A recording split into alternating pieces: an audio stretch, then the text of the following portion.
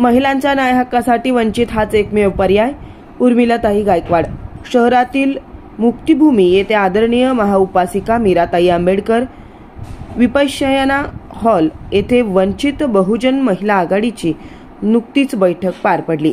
महापुरुषांच्या प्रतिमांना अभिवादन करून या बैठकीचे अध्यक्षस्थान नाशिक जिल्हा महिला आघाडीच्या उर्मिलाताई गायकवाड यांनी स्वीकारत येवला तालुका महिला आघाडीच्या वतीने जिल्हा परिषद पदाधिकाऱ्यांचा सत्कार करण्यात आलाय.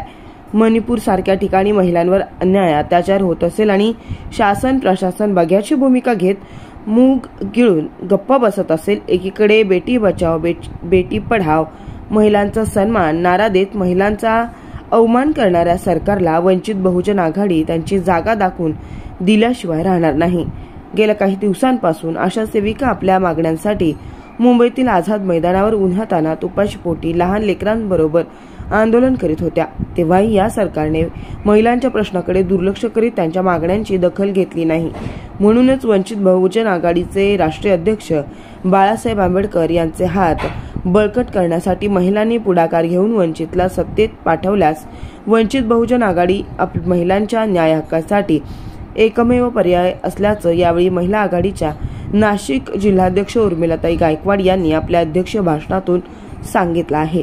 यावेळी येवला शहर व तालुक्यातील सर्व जाती धर्मातील महिला मोठ्या संख्येने उपस्थित राहून महिला आघाडीच्या नाशिक जिल्हाध्यक्ष उर्मिलाताई गायकवाड व सीमाताई निकाळजे यांच्या मार्गदर्शनाखाली असंख्य महिलांनी वंचित बहुजन आघाडीमध्ये प्रवेश केला.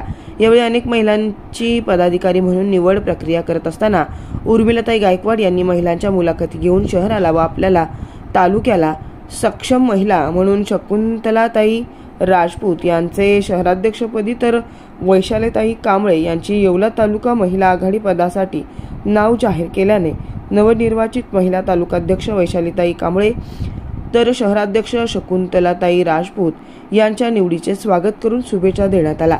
यावेळी उर्मिलाताई गायकवाड, रेखाताई साबळे, संगीता साबळे, रंजना गाडे, नेहा नागपुरे, आरती सुपेकर, सविता घोडेराव, मनीषा मस्के यांच्यासह पंडित नेता वटे, संजय पगारे, बाळासाहेब शिंदे, बाळासाहेब जाधव, दीपक भंडारे, मुक्तार तांबोळी, दयानंद जाधव, ज्ञानेश्वर जोगदंड, देवराम जाधव आदी पदाधिकारी व कार्यकर्ते उपस्थित होते.